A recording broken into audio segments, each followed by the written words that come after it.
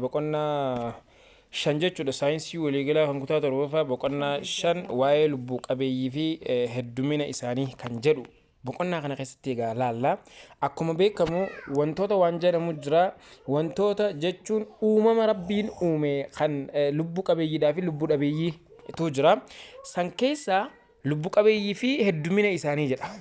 Living things and non living things kan jennu sun jechuudha. Lubbuu qabeeyyii fi lubbuu maleeyyii jechuudha. Kanaaf maali lubbuu qabeeyyiin living things warri jennuun suni lubbuu qabeeyyiin suni uumamni isaanii ka'umsi bu'uurri uumamaa akkuma beekamu seeliidha jennee jirra. Seeliin bu'uura wantoota lubbuu qabeeyyiiti. Kanaaf lubbuu qabeeyyii baay'ina isaanii hojii yoo ilaallu lubbuu qabeeyyii fi lubbuu maleeyyii jidduu garaagarummaa hedduutu jira. Lubbuu maleeyyiin wantoota amala maalii qabanidha? Just lubbuu qabeeyyii fi lubbuu dhabeeyyii jidduu garaagarummaan guddaa jira. Lubbuu maleeyyiin wantoota amala lubbuu hin qabne agarsiisanidha. Wantoonni lubbuu qaban ni dhalatu, ni guddatu, ni du'u. Garuu wantoonni lubbuu maleeyyiin amala kanarraa adda amala akkana hin qaban jechaan hin dhalatan, hin guddatan, hin du'an. Lubbuu qabeeyyiin immoo orgaanizimoota amala lubbuudhaan jiraachuu kan agarsiisanidha. Kurigaa maal isaaniitiin beeyna tokko soorata mataa isaanii qopheeffachuu. Kanneen soorata qopheeffachuu hin dandeenye wal adamsanii jiraachuu. Hariiroon jiruu fi jireenya jidduu isaanii jiraachuu. Wal hormaanni adeemsa wal hormaataatiin sanyii isaanii bakka buusaa deemu. Jasti kuni maali? Wantoota lubbuu qabeeyyii keessatti argama jechaadha. Amaloonni lubbuu qabeeyyii kanneenis fakkeenya guddachuudha. Wal horuun amaloota isaaniiti. Bir'achuu. Meetaboolizimii gaggeessuu adeemsa xuraawaa gara alaa baasuu jechuudha.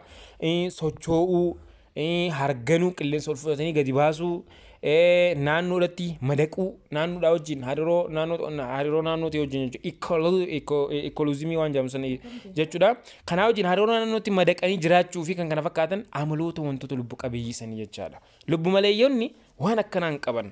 Kanaaf maali lubbuu qabeeyyii gizee jennu bifa kanaan hubachuun ni danda'ama.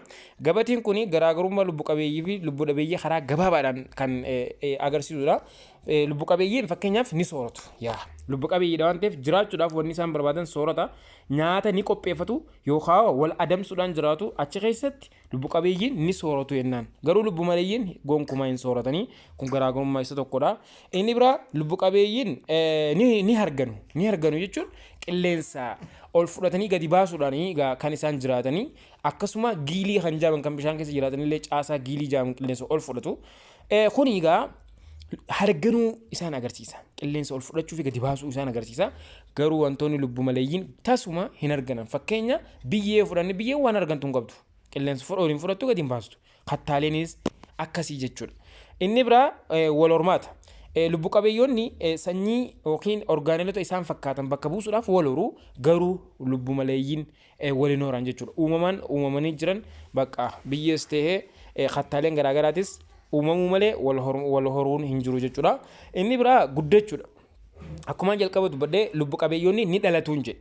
Erga dhalatanii ni guddatuun jedhe. Lubbuu qabeeyyoonni ni guddatan garuu immoo lubbuu maleeyyoonni hin guddatan jijjiiramni fiizikaala qaama isaanii irratti hin mul'atu jechuudha. Kabiraa adeemsa meetaboolizimiiti. Meetaboolizimii ni gaggeessu. Xuraawaa qaama keessatti uumame gara alaatti ni baasu. Garuu kuni xuraawaa qaama keessatti uumame maal jedhee meetaboolizimii hin gaggeessan jechuudha.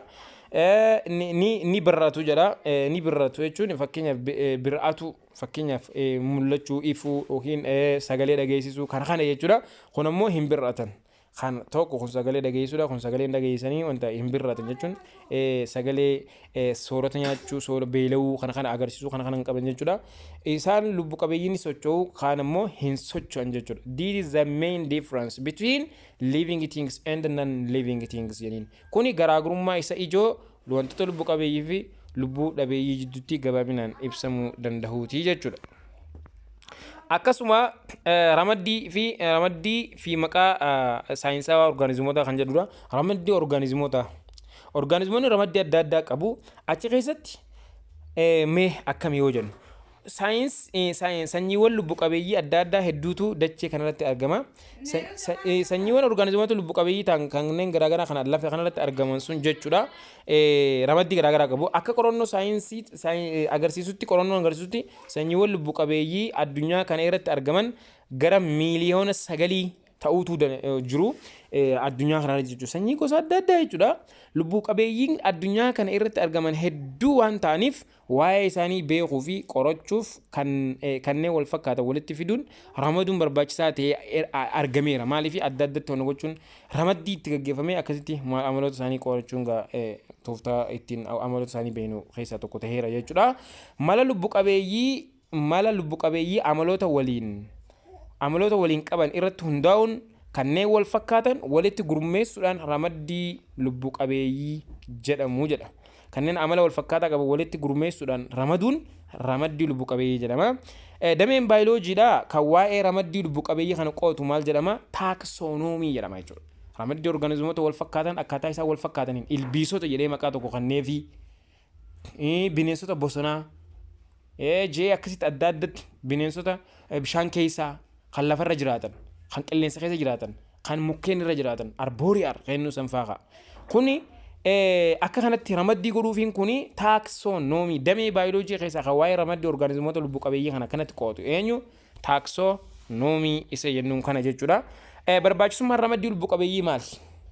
What is the main difference? What is the main uses? Or what is the necessity of taxonomic biological cell biological organism waan jennu kana keessatti jechuudha. Maali barbaachisummaan isaa? Maaliif ramaduun barbaachisa? Tokko ramaduun waan barbaachiseef organizimoota wal fakkaatan bakka tokkotti gurmeessuu waa'ee isaanii gadi fageenyaan qo'achuudhaaf tokko kana.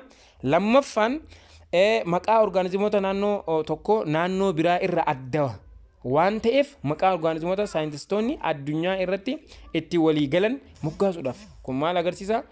Garaagarummaa organizimoota jidduu jiru kan naannoo tokkoo fi kan naannoo tokkoo jidduu jiru ittiin adda addummaa isaa ibsuudhaaf jechuudha. Maqaa adda addaa wanni kennamuuf. Kabiraa organizimoota adda baasanii beekuudhaafis gurmeessuun baay'ee murteessaadha jechuudha. Kanneen lafarra jiraatan qofaatu jira. Lafarra malee kan bishaan keessa jiraachuu hin dandeenye. Kana adda baasuudhaaf ramaddiin barbaachisaadha. Ramaddiin wanni godhameefis maali? Adda baasanii beekuudhaaf jechuudha. Inni biraa waa'ee qo'annoo fi qorannoo organizimoota salphisuu fi kanneen kana fakkaatan irratti. Qorannoo fi qo'annoo organizimoota salphisuudhaaf haala salphaatiin qorachuudhaaf fakkeenyaaf paarkii waan jedhamu hundeessanii jechuudha. Paarkii san keessatti bineensota daawwannaadhaaf barbaachisan kanneen sanyiin isaanii lafarraa baduudhaaf kaan iddoo tokkotti walitti qabanii tajaajilli godhamuufiin just qorannoo fi qo'annoon akka irra gaggeeffamuuf haalli mijaan akka uumamu gochuu keessatti gahee olaanaa qaba jechuudha. So barbaachisummaan ramaddii organizimoota baay'ee bal'aadha jechuu ni dandeenya jechuudha. Inni biraa maqaa saayinsaawwan organizimoota kanneen tokko tokko yoo ilaallu lubbu qabeeyyiin iddoo garaagaraatti jechuudha afaan adda addaatiin maqaa adda addaa qabu. Fakkeenyaaf maqaan namaa afaan oromootiin nama yommuu jedhaman afaan amaaraatiin ammoo saw jennaan. Saw nama namaaf saw jennaani. Afaan ingiliffaatiin ammoo human being dhala namaa kajaa'amu kana jedha. Nama jechuun human jedhama. Afaan birootiin biyya birootti immoo maqaa biroo qabaachuu danda'a. Kun immoo irratti waliigaluuf rakkisaadha jechaadha. Kanaaf maqaan organizimiin tokko iddoo adda addaatti maqaa adda addaan waamamu maqaa naannoo jedhama jechuudha. Maqaa naannoo kan naannoo sanitti itti waamamu jechuudha.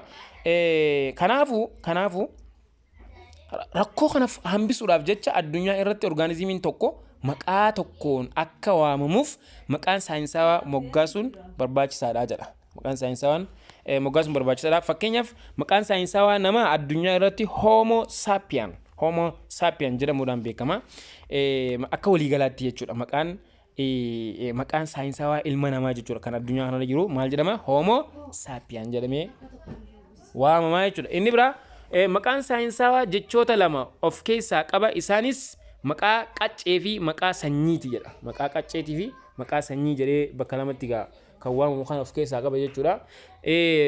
Fakkeenyaaf maqaan saayinsaawaa namaa addunyaa irratti Homo sapiens jedhamuudhaan beekama. Maqaan inni jalqaba maqaa qaccee organizimiin sun keessatti argamu mul'isa jechuudha. Qaccee yookiin organizimiin sun keessatti argamu kan mul'isu yoo ta'u, maqaan inni lammaffaan immoo maqaa sanyii mul'isaa jedha. Moggaasni maqaa kun moggaasa maqlamii binomial binomial nomenclatures kan jedhamu jechuudha. Binomial nomenclature jedhama. Namni yeroo jalqabaaf orgaanizimoota akkaataa wal fakkeenyaa fi garaagarummaa isaaniitiin ramaddii gaggeessuun moggaasa maqalamee moggaasee Carlos Linnaeus jedhama jechuudha. Carlos Linnaeusiin bara 17 kaasee hanga bara 1778 akka lakkoofsa Habashaatti jiraate inni kun addunyaa irra jechuudha. Innis kana irraa kan ka'e abbaa taaksonomii father of taxonomy jedhamuudhaan haga ammaa waamamaa jechuudha. Inni kun nama yeroo jalqabaatiif ramaddii gaggeesse waan ta'eef. Addunyaa irratti orgaanizimiin tokko maqaa tokkoon moggaasamuun akka waamamu saayintistoonni addunyaa irratti yeroo walii galanii turan.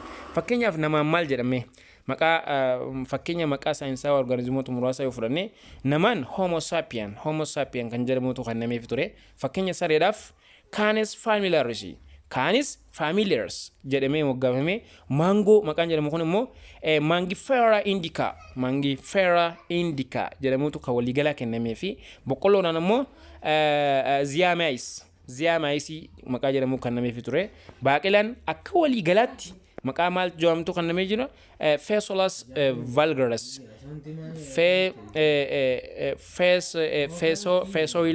Phaseolus vulgaris kan jedhamu jechuudha. Waddeessi akka waliigalaatti Cordia africana jedhama. Cordia africana maqaan jedhamu kan namee fi bifa kanaan maqaan saayinsaawaa waliigalaa kan addunyaan ittiin beektu akka kanatti kan namee beekame ture jechuudha. Soorata moggaasa maqaa saayinsaawaa kana yoo fudhanne soorata maqaa moggaasa saayinsaawaa kana keessatti jechuudha. Soorata moggaasa maqaa saayinsaawaa maqaan saayinsaawaa orgaanizimoota maqaa qaccee fi maqaa sanyii of keessaa qabaa jennee jira. Qubeen jalqabaa maqaa qaccee qubeen guddaan yoo eegalu maqaan sanyii immoo qubee xiqqaadhaan barreeffama. Fakkeenyaaf homo sapien kan jedhu keessatti homoon qubee guddaan kan jalqabe yoo ta'u echiidhaan eegalee sapiens kan jedhu immoo qubee xiqqaadhaan barreeffamaa jechuudha. Kompiitaraan yeroo barreeffamu immoo italic homo sapiens ta'a. Yommuu harkaan barreeffamu garuu kophatti jala sararama homo sapiens jennee akkasitti barreessinaa jechuudha. Sadarkaalee ramaddii orgaanizimoota kanaas yoo laallu sadarkaadhaan orgaanizimoonni ramadamu. Akkaataa sirna ramaddii ammayyaatti orgaanizimoonni hariiroo uumama qaban irratti hariiroo uumama waliin qaban irratti hundaa'uudhaan sadarkaalee gulantaawwan adda addaa irratti kan ramadamanii jiru. Sadarkaan ramaddii kun gulantaawwan 7tu jira. Isaanis mootummaa, murna, gita, ordarii, warra, qaccee fi sanyii jedhee orgaanizimiin tokko ramaddii bifa kanaan qaba jechuudha. Sadarkaaleen gulantaawwan ramaddii kun tartiibaan xiqqaa irraa gara guddaatti yoo fudhannu tartiibaan jechuudha. Xiqqaa irraa gara guddaatti sadarkaa 7 jira. Deebii gilgaala boqonnaa 4 kan nama dalageessanii kan isaan irratti illee wanni isin guuttan gaafiin irraa xumuraa sadarkaa gurmaa'ina sadarkaalee gurmaa'ina orgaanizimoota kan jiru san keessa jechuudha. Haga sadarkaa salphaarra gara walxaxaa kan jiru sanii mootummaa kan jedhu dura murna, gita, ordarii, warra, qaccee fi sanyiidha kan jedhu kana guutan jechuudha. 7 san jechuudha. Asittis kun olaal sadarkaan isaa akkanatti gubbaarraa mootummaa, murna, gita, ordarii, warra yookiin qaccee waan jedhu kana akkanatti irraan gaditti nu kaayatoo jiranii jechuudha. Kanaaf bifa kanaan hubachuun ni danda'ama. Just maal jennaani mootummaa irraa gara heddumina xiqqaa isa sanyiitti kan deemamu jechuudha. Asirra akka fakkii kanarraa hubannutti kuni kana laata maali? Mootummaa jechuun maali? Mootummaa jechuun ramaddii orgaanizimoota keessatti sadarkaa guddaa fi bal'aa kan ta'e. Sadarkaa guddaa akkasuma baay'ee bal'aa orgaanizimoota mootummaa kan jenneen kan gosa hedduu of keessa qabatee jiru jechuudha. Mootummaan gulantaa olaanaa fi kanneen hafan mara of jalatti kan hammatu jechuudha. Hedduun isaanii jalatti hammatame kan argamu. Fakkeenyaaf mootummaan biqiloota hunda of jalaa qaba jechuudha. Mootummaan biqiloota gizeenu damee guddaa jechuudha. Damee kaayyoo gooroo kan jennan jechuudha. Damee guddaa waa'ee biqiltuu ilaalchisee damee wanti xiqqoon biqiltoota wajjin wal qabatu biqiloota wanni jedhaman kanneen ija keenyaan arguu dandeenyu fi baay'ee xixiqqaa kan arguu dandeenya. Kun hundi hattaa maal jedhama mootummaa kana jalatti ramadama jechuudha. So kanaaf mootummaa biqiltootaa jechuun biqiloota hunda kan of jalaa qabu jechuudha. Mootummaa fangasoota hunda kan of keessaa qabu. Sabaphuu hunda paraamiseem waa hunda kan of jalaa qabu jechuudha. Akka kanatti beekama. Mootummaa jechuun akkasii. Kabiraa murna jechuun ammoo murni mootummaatti aanee kan argamu ta'ee gitaawwan wal fakkaatan murna tokko jalatti kan ramadamudha. Gitaa wal fakkaatu murna tokko jalatti ramaduudhaan kan adda ba'u jechuudha. Fakkeenyaaf gitni qurxummiilee, amfiibiyaanota, reeptaayiloota, allaattiiwwanii fi hoosiftoota murna kordaata jedhamu jalatti ramadama. Maali murnaan dameedhaan jechuudha. Dameedhaan sadarkaadhaan adda addatti garee warra amfiibiyaanota kanneen bishaan keessa jiraachuu danda'an, reeptaalota kanneen lafarra jiraatan, allaattiiwwan kanneen qilleensa keessa mukkeen irra kan jiraatan, hoosiftoota kanneen ilmoo jiraa dhalan jennee akkanatti adda yoo babaasnu that is called as what murneennan sadarkatti adda babaasu jechuudha. Mootummaa jalatti hammatama gaa kunis gita kennuu ni jira.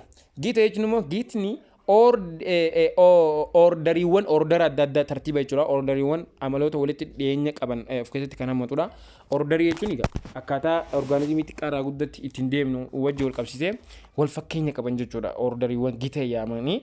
Orderii jechuun orderii warra adda addaa amaloota walitti dhiyeenya qaban of keessatti hammatu jechuudha. Order jennaan kanaan jechuudha. Amala adda addaa qaba. Amaloota adda addaa qaban garuu walitti dhiyeenya qabu. Akkaataa walitti dhiyeenyaatiin yooni firamannu orderii jennaani. Warri qacceewwan amaloota wal fakkaataa qaban of keessatti hammata. Amala bakka daariktii qaccee jechuudha kanneen sanyiin isaanii baay'ee walitti dhiyoo jechuudha. Amalli isaanii baay'ee walitti dhiyoo ta'e just akkasiiti. Qaccee jechuun immoo sanyiiwwan amaloota wal fakkaataa qaban kan of keessatti hammatudha. Fakkeenyaaf leencaa fi qeerransa. Yoo leencaa fi qeerransa ilaalle amalli isaanii zasseem. Leencaa fi qeerransi qaccee tokko jalatti ramadamu jechuudha. Qacceen isaanii panteeraa jedhama jechuudha. What is their branches? Qacceen isaanii maali? Panteeraa jedhama jechuudha. Akka kanatti akka isaan wal fakkaatan ramaduudhaan orgaanizimiin sadarkaalee gurguddaa torba kana jalatti akkasitti ramadamu jechuudha. Kana jechuudha. Inni biraa sanyiiwwan qaccee tokko jalatti hammataman fakkeenyaaf moggaasa naannootii fi moggaasa saayinsawaa jira. Fakkeenya yoo fudhanne leenca naannoon maal jettiin? Leenca jettiin. Leenci akka saayinsawaatti ammoo panteeraa liyoo jedhama. Panteeraa liyoo. Qeerransa inneen naannoon moggaastii garuu akka waliigalaa saayinsoonni karaa maqaa saayinsawaa yoo ilaallu panteeraa tigriizii jedhama jechuudha. Panteeraa tigriizii. Kanaaf maqaan sanyii orgaanizimii tokko akka naannoottis ni moggaafama. Just akka naannoo qofa osoo hin taane akka saayinsawaatti illee ni moggaafama jechuu asirraa konseptii nuti fudhachuu dandeenyu jechuudha. Inni biraa waa'ee sanyiiti. Maal sanyii jechuun? Sanyiin sadarkaa ramaddii keessaa isa xiqqaa ta'ee bu'uura taaksonoomii ta'e jechuudha. Taaksonomiin sanyiin orgaanizimii tokko hariiroo orgaanizimoota gidduu jiru keessatti sadarkaa bu'uuraa jechuudha. Sadarkaa isa bu'uuraa isa xiqqaa irraa gadi jechuudha. Sanyiin orgaanizimoota akaakuu tokkoo wal irraa horuu danda'anii fi dhalootatti isaanis itti fufinsaan kan wal horuu danda'anidha. Sanyiin orgaanizimoota akaakuu tokkoo kan walirraa horuu danda'an sanyii jechuun akkasii. Sanyii jechuun orgaanizimoota akaakuu fakkeenya nama jechuun fudhachuu dandeenya. Namni sanyii adda addaa qaba. Fakkeenya bineensota fakkeenya leenci sanyiidha qaba. Akkana walirraa wal horuu jechuudha. Akkasuma dhalootaanis wal horuu ni danda'an jechuudha. Fakkeenyaaf nama, leenca, birbirsa, waddeessa fi kan kana fakkaatan sanyiidha jennaan jechuudha. Walumaa galatti sadarkaa mootummaa irraa gara sadarkaa sanyiitti yommuu deemamu wal fakkeenya orgaanizimoota maal ta'a deema jechuudha. Dabalaa. Lakka mootummaa irraa gara sanyii gad deemnuuni wal fakkeenya orgaanizimoota baay'ee wal fakkaachaa deemaa jechuudha. Gaafilee armaan gadiif deebii sirrii ta'e filadhu jedha. Kanneen armaan gadii keessaa amala lubbu qabeeyyii kan ta'e kam jedha? Guddachuu likkidha. Socho'uu likkidha. Wal horuu likkidha. Hunda jedha. Deebisaan kun gaa hunda jedhama. Amala lubbu qabeeyyiiti hunda jennaani. Gaafiin lammaffaadha. Ramaddiin lubbu qabeeyyii maaliif barbaachisee jedha? Tokko orgaanizimoota wal fakkaatan walitti gurmeessuun qorachuuf likkidha. Orgaanizimoota maqaa saayinsawaa moggaasuuf likkidha. Waa'ee lubbu qabeeyyii gadi fageenyaan beekuuf deebisaan maal ta'a? Daadha jechuudha. Gaafin sadaffadha sadarkaalee guulantaawwan ramaddii baayoloojikaalaa keessaa inni olaanaan isa kami kan jedhudha. Inni olaanaan mootummaa kan jennuun kanaatu baay'ee bal'aadha jechuudha. Inni bira barreeffama maqaa saayinsawaa namaa ilaalchisee sirrii kan ta'e kami kan jedhu Homo sapien kan inni jechuudha. Homo sapien qubeen duraa guddaa qubeen itti aantu immoo xiqqaa jechuudha. Homo sapien jennaan caala taati jechuudha. Qubeen duraa guddaa ta'e qubeen itti aanu qubee xiqqaadhaan barreeffama kana. Kaan deebisaa gabaabaa kenni jedha. Ramaddiin maali jedha? Hiikaa ramaddii kennuun faayidaa isaa ibsi. Sababa maqaan saayinsaa organizimoota maqaa naannoo irraa filatamaa ta'eef maali? Irra walii galameetii kennama waan ta'eef jecha kuni maali directly dubbisuudhaan argachuu ni danda'ama. Kanaaf asittiin isiniif dhaaba. Haga mata duree itti aanu walitti deebinutti nagaan naa tura. Assalaamu alaikum wa rahmatullahi wa barakatuh.